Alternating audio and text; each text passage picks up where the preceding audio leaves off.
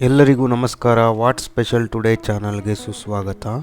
ಇವತ್ತು ನಾವು ಬೀಟ್ರೂಟ್ ಪಲ್ಯ ಮಾಡೋದು ಹೇಗೆ ಅಂತ ನೋಡೋಣ. ಮೊದಲಿಗೆ ಬೀಟ್ರೂಟ್ ತೊಗೊಂಡು ಅದರಲ್ಲಿರೋ ಸ್ಕಿನ್ ಔಟ್ ಮಾಡ್ಕೊಳ್ಳಿ.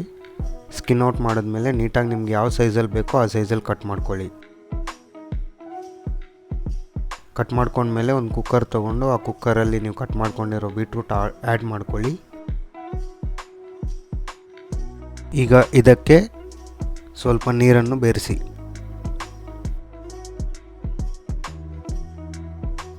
ನೀರನ್ನು ಬೆರೆಸಿದ ಮೇಲೆ ಕುಕ್ಕರನ್ನು ಸ್ಟವ್ ಮೇಲಿಕ್ಕಿ 2 ರಿಂದ 3 ವಿಸಿಲ್ ಕೂಗಿಸ್ಕೊಳ್ಳಿ. ಕುಕ್ಕರ್ ತಣ್ಣಗಾಗುವ ಸಮಯದಲ್ಲಿ ನಾವು ಪಲ್ಯಗೆ ಬೇಕಾಗಿರುವ ಮಸಾಲಾನ ರೆಡಿ ಮಾಡೋಣ. ಅದು ಮಾಡಲು ಸಿಂಪಲಾಗಿ 3 ಐಟಮ್ ಸಾಕು. ಹಸಿ ಕೊಬ್ಬರಿ, ಒಣಮೆಣಸಿನ್ಕಾಯಿ, ಉಪ್ಪು.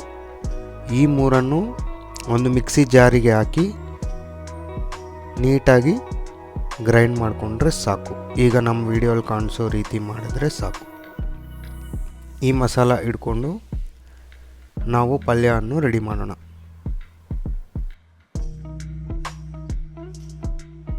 ಕುಕ್ಕರ್ ತಣ್ಣಗಾಗಿದ್ದರೆ ಕುಕ್ಕರನ್ನು ಓಪನ್ ಮಾಡಿ ಬೀಟ್ರೂಟಲ್ಲಿರೋ ನೀರನ್ನು ಡ್ರೈನ್ ಮಾಡಿ. ಅದಾದಮೇಲೆ ಒಂದು ಬಾಣಲಿಗೆ ಎಣ್ಣೆ ಹಾಕ್ಕೊಂಡು ಸ್ವಲ್ಪ ಸಾಸಿವೆ, ಕಡಲೆಬೇಳೆ, ಉದ್ದಿನಬೇಳೆ ಹಾಕ್ಕೊಂಡು ರೆಡ್ ಕಲರ್ ಬರೋವರೆಗೂ ರೋಸ್ಟ್ ಮಾಡ್ಕೊಳ್ಳಿ. ಅದಾದಮೇಲೆ ನಾವು ಮಾಡಿಟ್ಕೊಂಡಿರೋ ಮಸಾಲವನ್ನು ಇದಕ್ಕೆ ಆ್ಯಡ್ ಮಾಡಿ. ಆ್ಯಡ್ ಮಾಡಿದ ನಂತರ 1 ರಿಂದ 2 ನಿಮಿಷ ನೀಟಾಗಿ ಫ್ರೈ ಮಾಡ್ಕೊಳ್ಳಿ.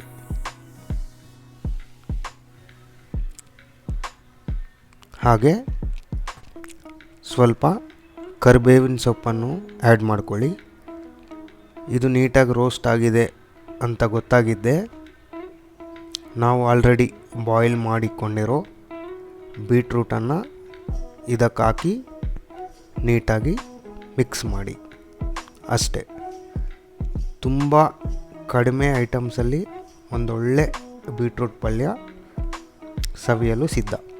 ನಾವು ಇದನ್ನು ಚಪಾತಿ ಜೊತೆ ತಿಂದಿದ್ದೀವಿ. ನಾನೇನು ಮಾಡಿದ್ದೀನಿ ಅಂದರೆ ಚಪಾತಿಗೆ ಈ ಪಲ್ಯವನ್ನು ಆ್ಯಡ್ ಮಾಡಿಕೊಂಡು ನೀಟಾಗಿ ಒಂದು ರೋಲ್ ಥರ ಮಾಡ್ಕೊಂಡು ತಿಂದಿದ್ದೀವಿ. ಟೇಸ್ಟ್ ತುಂಬ ಚೆನ್ನಾಗಿತ್ತು. ನೀವು ಟ್ರೈ ಮಾಡಿ ಹೇಗೆ ಬಂತು ಅಂತ ನಿಮ್ಮ ಅಭಿಪ್ರಾಯವನ್ನು ನಮಗೆ ಕಮೆಂಟ್ ಮೂಲಕ ತಿಳಿಸಿ. ಇಲ್ಲಿಯವರೆಗೂ ನಮ್ಮ ವಿಡಿಯೋ ನೋಡಿದ್ದಕ್ಕೆ ಧನ್ಯವಾದಗಳು. Please like, share and subscribe.